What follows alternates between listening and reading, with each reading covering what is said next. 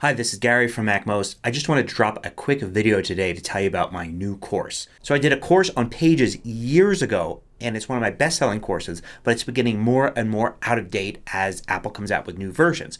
So I just recorded a second edition of that course. This time I'm putting it at my own courses site that I launched last year. So this new Pages course covers everything that has to do with Mac Pages. The course contains 60 videos, more than 4 hours of instruction. It covers all sorts of different topics, from adding things like images and shapes, table of contents, headers, footers, exporting, collaboration. It's a pretty comprehensive look at using Pages on your Mac. And I wanted to post this video to YouTube because when I launch a new course, I usually offer it at a discount. If you use this code when you check out, you'll get 40% off the regular price until February 28th. So I'll include a link in the description below, and you can also go there to look at the table of contents and view some sample videos from the course.